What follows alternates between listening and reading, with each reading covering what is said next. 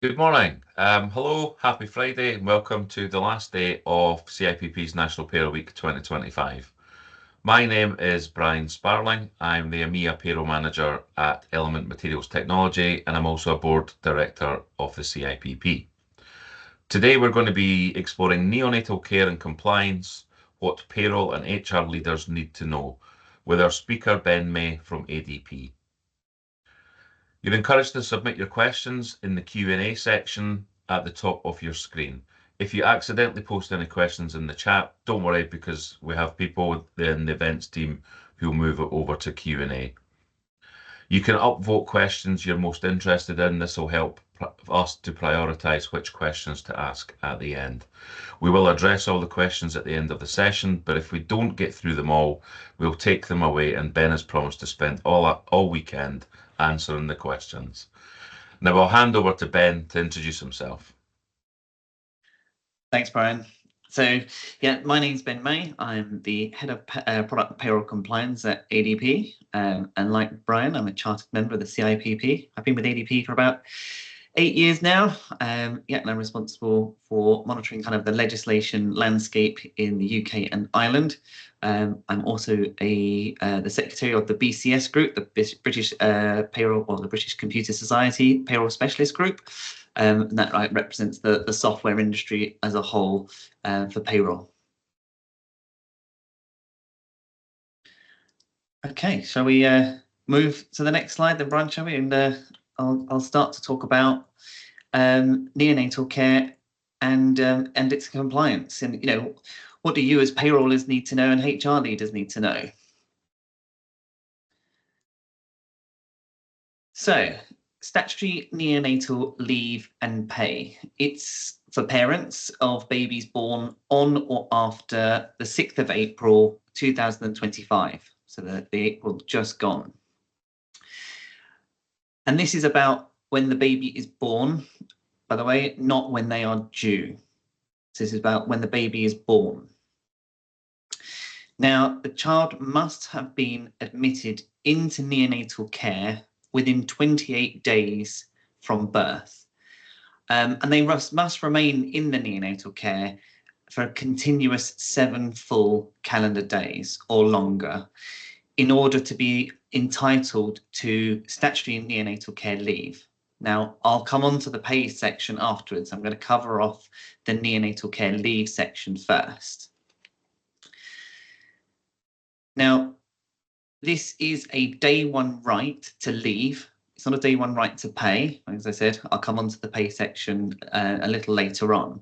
But neonatal care leave is a day one right for employees where they have a responsibility for the child or the baby. So this means day one of employment. If they have a baby that goes into neonatal care, they will be entitled to leave where their baby is in there for a continuous 7 full days. So, for example, where a baby spends 7 days in neonatal, let's just say they're then discharged, let's say for 4 days, but then they enter back into neonatal care for another 21 continuous days within 28 days of birth. Again, the parents will be entitled to another 3 weeks of leave. So in this example, they would be entitled to 4 weeks of neonatal care leave.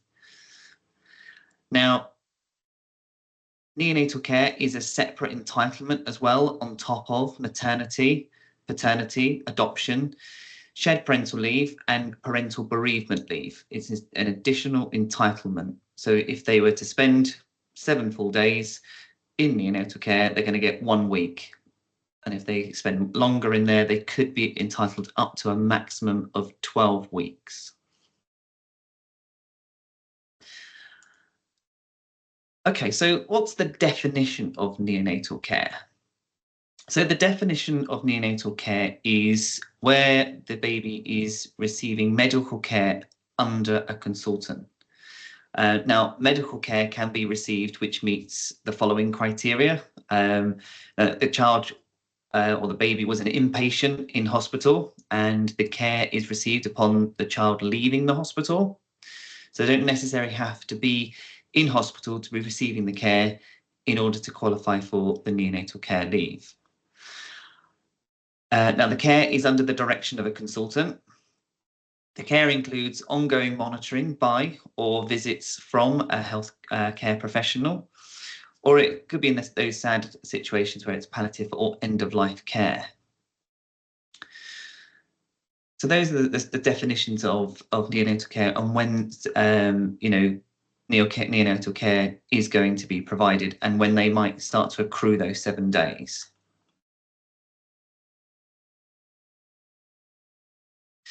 So there's some evidence that needs to be provided by the employee to the employer. Now, the employee must provide their employer with certain information in order to take neonatal care leave. This can either be providing the NE03 form, or the employer can have their own design of the form as long as it captures all the relevant information, or it can just be in writing from the employee. So it needs to include the child's date of birth, and that's even when adopted. It must include the date the child starts to receive neonatal care, or is readmitted into the neonatal care unit within 28 days of being born. It must also include the date the child stops receiving neonatal care, obviously in each admission.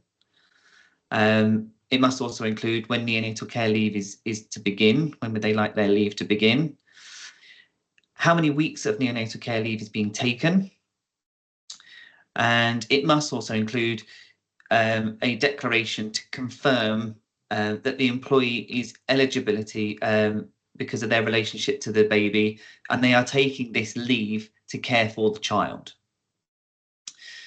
So that relationship to the child, it must either be the biological mother or their partner, biological father, the intended parent, either through a surrogacy arrangement, adoptive parent or their partner, prospective adopter or their partner, overseas adopter, or it could be the surrogate mother if they regain the caring responsibility for the child.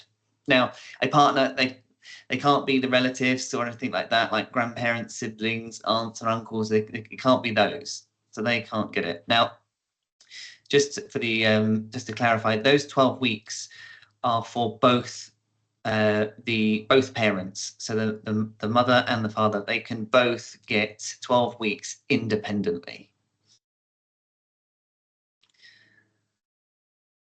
So moving on to tier 1 leave. So there's 2 different types of tiers that leave can be taken in. So this is where it starts to get a little bit more complicated within neonatal care leave. And there's some little things to kind of be aware of when we talk about when leave can be taken, because you're probably all starting to wonder, well, the baby's gone into neonatal care unit from the day of birth, but actually I haven't accrued 7 days yet. So what happens with that leave? What do I do? Well, the legislation is that 7 days has to accrue first before neonatal care leave can actually be, you're entitled to a week's worth of neonatal care leave. So employers need to be thinking about what do they do within that first week. It may be that, and this really only applies mainly to those that are probably the father or maybe the paternity father, because it's going to be because the mother cannot stop her maternity leave once she starts. Once she starts maternity leave, that cannot stop to take a break for neonatal care leave. That has to be tagged on to the end of the maternity leave. And that's where we'll come into tier 2 in a second. But tier 1 is mainly applied to mainly the father because the paternity leave, they may have paternity leave booked first of all, or they might have paternity leave booked later down the line. It could be that there's shared parental leave going on in the 28 days. But yeah, tier 1 leave applies to parents who take their accrued leave while the child is in the neonatal care unit or in the first week following their discharge. So that's the tier 1 period.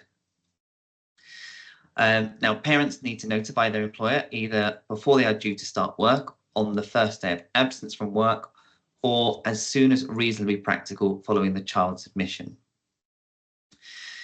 And that leave, it can be taken flexibly around other parental leave. So as I was saying about the paternity leave, you might have a booked paternity leave, maybe 2 weeks after the baby's born or something. You can slot a week in before, and you can slot of neonatal care leave, and then you'll take your paternity leave, and then you might tag a week onto the end as well, because the child's been in the neonatal care unit for 2 weeks. So you can slot it around that parental leave. And tier 1 leave, it can be taken in unlimited number of blocks, but they must be blocks of a week. It can't be taken in the odd days. It must always be in a block of a week. Okay, right, let's move on to tier 2. So obviously tier 2 is going to be any other kind of leave that is taken outside of the tier 1 period. So we know that tier 1 period is any time that the baby's in the neonatal care unit plus a week. After that, if the leave is being taken after that, it's going to be in tier 2 leave area. And one of the other bits and pieces on this, it must be taken in one continuous single block where it's in the tier 2 leave area. There's different notice periods as well when an employer wants to take it in tier 2 leave as well. They must provide 15 days notice in advance to take 1 week of leave. Now, if they're taking 2 or more weeks, then they must provide 28 days notice. So there's some different levels of notice periods that need to be kind of thought about when you're writing your policies. You just need to make sure that the employee is aware of which tier they're taking it in, and then how many weeks they're taking on, because there's different notice periods depending on which tier they're in and how long they want to take. And as I said before, tier 2 leave is mainly going to apply to those employees that accrue neonatal care leave whilst they're on maternity or on their adoption leave, as we know that they cannot stop once they start. And employees, they have 68 weeks in order to take the neonatal care leave from when the child is born. And you're probably going, well, why is it 68 weeks? What's the reason behind that? And that's because a parent, you've got the parental leave, parental bereavement pay, or parental bereavement leave, sorry. And obviously this must be taken within 56 weeks. So if you've accrued 12 weeks, you could end up with 56 weeks, or having to take that within 56 weeks. You then might have 12 weeks on top of that, and that would get you to your 68 weeks.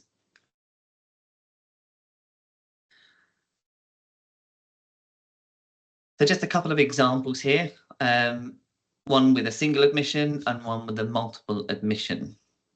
So let's take the single admission first. So child's date of birth is the 7th of May, and the child enters the neonatal care unit on the 20th of May. Now, in order for them to form 7 continuous days, they must be in the neonatal unit from the 21st of May to the 27th of May. So the 20th of May doesn't count. The first day starts to count the first full day after they enter the neonatal care unit. It's another important thing to remember. Where we've got multiple admissions, let's say the first admission, they've got they were in the neonatal care unit for 9 days. Now, they're only entitled to 1 week of statutory neonatal care leave, even though the baby's been there for 9 days. They don't get 1 point so many weeks. It's 1 full week for every 7 full calendar days that they are in the neonatal care unit. So let's just go on second admission, 9 days, again entitled to another week. And then the third admission, let's just say, okay, they were in there for 8 weeks in full. Now, this person here, this employer, would be entitled to 1 for the first admission week, another week for the second admission, and then 8 weeks for the last admission, because they all happened as well within the 28 days of the baby being born. So they're entitled to 10 weeks of statutory neonatal care leave. So as I said before, a child can be readmitted into neonatal care up to the age of 28 days old.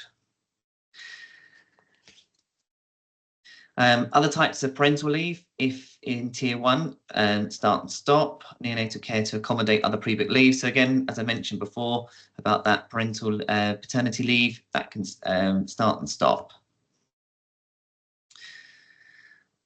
Okay, moving on. So then we've come on to pay now. We'll come on to the statutory neonatal care pay part. So we've covered off the leave part. How many weeks can they are they entitled to? 12 weeks. And we know that we've got Tier 1 and Tier 2. And we know that statutory neonatal care leave is a day one right to the employee. So now, alongside the leave entitlement, statutory neonatal care pay is also payable to those who meet an eligibility criteria. So the employee must have been continuously working for their employer for at least 26 weeks by the end of the relevant week. Now, the relevant week, it goes from Sunday to Saturday. And this is the week used to calculate back from to identify the 8-week period known as the relevant period. Now, to calculate average weekly earnings, known as the AWE, you take the last payday falling on or before the Saturday of the relevant week, you count back 8 weeks, you find the payday before that, and you come forward 1 day. So you've got 2 dates now, date 1 and date 2. And this is the period where you go and add up the earnings and divide it by the number of periods to calculate the AWE. Now, there is a little bit of a quirk in this part here, because if the employee is eligible for other statutory parental payments, such as maternity, paternity, then the relevant week used to calculate the average weekly earning is going to align with that of the statutory parental payment. If they do not qualify for any statutory parental payments, such as maternity, paternity, etc., then the relevant week is the week immediately before the one in which the neonatal care starts. So it could be a little tricky to kind of, you've got a couple of tests to kind of work through to understand which is the relevant period that you're going to use for your average weekly earnings calculation.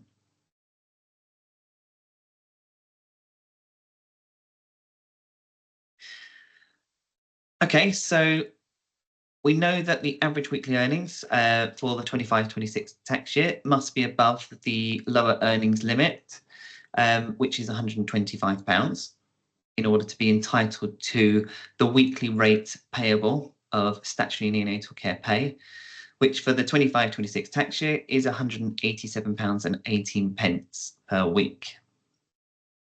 And they can receive this for a maximum of 12 weeks. Now, employers, they are able to reclaim the 92% of the statutory neonatal care pay via the employer payment summary, the EPS, as we all know it. And where an employer qualifies for that small employer's relief, they can claim this tax year 108.5%. Now, employers may wish to offer an occupational top-up to their statutory neonatal care pay. So employers need to be thinking about what they are going to be offering in this piece. What policies do they have around this, and and make it very clear in their handbooks about what the entitlement is for the employee.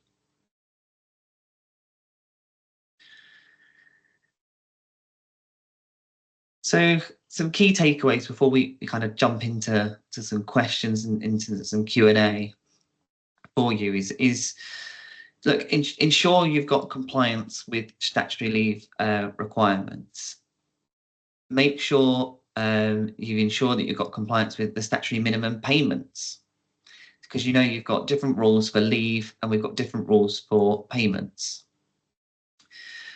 And review and update your policies. I think it's really important. I know Brian and I were talking earlier in the week. Don't wait for that first case to come to you to identify what it is you're going to do or how you're going to go about it or how you're going to process it. And in my opinion, communicate the entitlement to leave and pay to the employees. Maybe you might say, actually, we know this person, they've submitted us, maybe they're going on maternity or they're going on paternity or they've, shared parental, whatever it is. Just maybe pop this one in there to say, just in case this does happen in the unlikely event, this is our process for the neonatal care leave. So just so they know that there is a policy, that there is a procedure around this, that they can, they've got that information to hand. They're not kind of something, the baby's in the neonatal care unit, they might be panicking. Make it as an easy journey for them as possible so that they know where to go to, where they can find the information and what their responsibilities are. And finally, review any of your occupational schemes. Are you going to offer a top up to this period? Look at your software, and make sure that you've made sure that is configured in a way in order to apply the top ups. So I think we've been through about the neonatal care leave, statutory neonatal care leave, and it's and the neonatal care pay. So we know that it's a maximum of 12 weeks. It's got to be taken by the 68th week.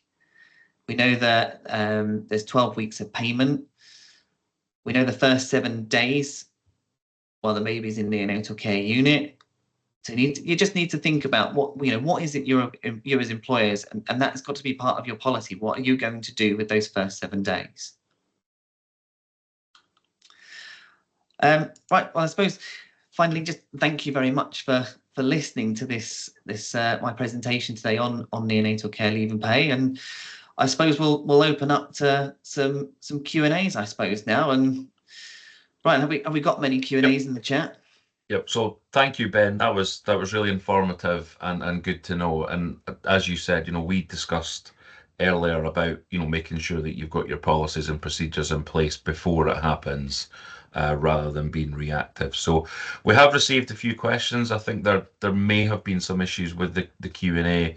If you do have a question and you can't access a Q&A, pop it into chat and we can pick it up from there. So a few questions here, and this is one that they've got a few people liking this one, Ben. So do employers have to top up pension in a salary sacrifice scheme for this statutory pay? Yes, I believe they do, because they're on it would happen exactly the same as maternity, paternity. It's if they're on, if they're receiving just statutory neonatal care leave and pay, they would still receive, under a salary sacrifice, they would still receive pension contributions. Excellent. Yep.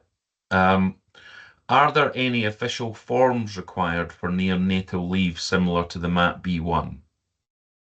No, there's not. There is the NE031, but there's no kind of official forms that have to say, the baby was in, from the hospital or whoever's giving the care to say, the baby's been in neonatal care from this date to this date. Your declaration of signing is, giving that evidence to say, these are the dates from and to. You are officially signing that, or the employee is officially signing that. And then I suppose if they're not entitled to the pay, then it's down to a specific communication to let them know why. Probably very similar to the reasons that you would have on a MAP B1. Yeah. I suppose that if you're having to produce for someone who isn't eligible, then to tell them why.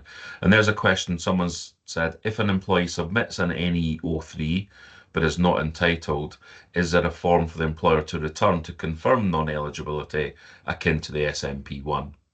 I believe there is a form. I'll have to find that one. That's a good question. I'll have to go and find if there is a form. I think there might be I think there's an SNCP1. One form. I was going to say, I think it is that one, SNCP1 form. I think you're right, Brian. So someone said here, we have our first case and the baby was discharged from hospital but is now receiving care at home. How do we determine if this is under the care of the consultant? Do we take the employee's word for it? And does it class as continuous even if the appointments are weekly? I think they would need to discuss that one and understand, from those that are providing the care, whether are they still under that continuous care? Was it, within the 28 days of being born? I think the employee needs to just discuss that with those that are providing the medical care. Yep. And another question. So I understand that the neonatal leave tags onto the end of the maternity leave, so after 52nd week. But what about the statutory pay? Can it start after week 39 of the maternity pay, or does that need to wait until the neonatal leave starts after the 52nd week? So in that case, there would be a 13-week break in payments. Now, I believe that when you take the leave is when you receive the pay. So after 52 weeks, you would then start to receive the neonatal care leave, and you would pay at the same point for those as well. So yes, you would have potentially a 13-week period. Could someone in those circumstances end the maternity leave at week 39, take the neonatal leave and pay, and then commence shared parental leave? Would that work in those circumstances? I believe it would, yes. Yeah, if they follow all the eligibility criteria, then yes. Yeah, good.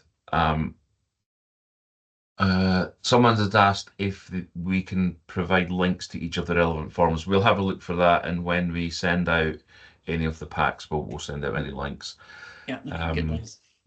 I've actually got a question, Ben, from myself. So I'm a father of multiples, and I always think about, what happens here.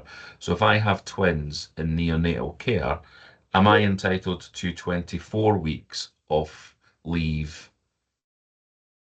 No, you're not. No, the short answer, no, you're not. When there's multiple births, you are still only entitled to a maximum of 12 weeks. Yeah, really good question. Yeah, it's one thing I always having been father of twins. It's always something I look for in all of these. Any way to get more time off work is great. You need it when you've got twins.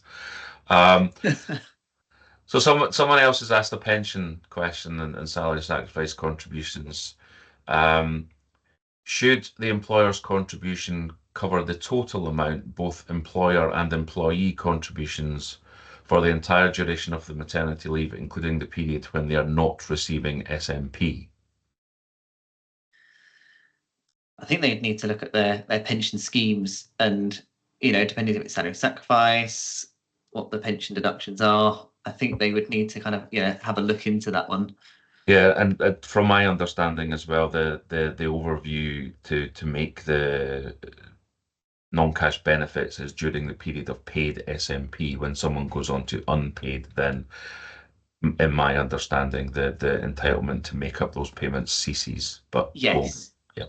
No, you're right. I mean, it's just like maternity pay, all the time that they're receiving the like maternity pay, all the time they're receiving the statutory neonatal care pay, then those benefits should continue. Once the pay stops, then you don't have to keep providing the benefit. Excellent. And there's someone has put into the chat that the link there for the form telling an employee that they're not eligible for statutory neonatal care pay is an NEO1 form. Thank you very much. So they are there, but we'll make sure that that goes on. I'm just checking to see. I think we've answered all of the questions. Yep. If anyone else has a question, just take the next minute or so to pop it into either the chat or the Q&A. If not, then that is all we have time for today. A copy of the recording and slides will be sent to anyone who's registered. We're quite excited to offer a special promotion for National Payroll Week. If you use the code NPWMEM when joining as a new member, you get 20% off your first year, plus the £50 admin fee is waived. And this applies to new memberships for the first year only, and any renewals will then be at the standard price. To claim, email membership@cipp.org.uk. You won't find this offer on the website, so email in. If you have any other questions or anything you want to know about membership levels, benefits, or any other inquiries, please email membership@cipp.org.uk, as is on the slide there. There is one last webinar this week for National Payroll Week. It's at 2 o'clock this afternoon on statutory maternity leave, led by the wonderful Fiona Smith from IPPE. So if you haven't signed up for that, then sign up, and that'll be a great end to the week. So that from us, I'll just check. Oh, I think we might have one more question. Oh, we'll leave the difficult one to last, Ben. So if an employee is a surrogate for their relative, what rules apply in that case? I think I might have to take that one away and think about it over the weekend. Yeah. So thank you, Christiana, for that question. We will have a look at that and get back to you.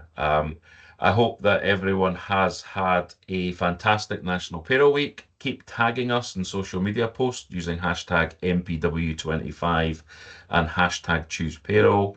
Have a great end to the week and an amazing weekend when it comes. Thank you very much.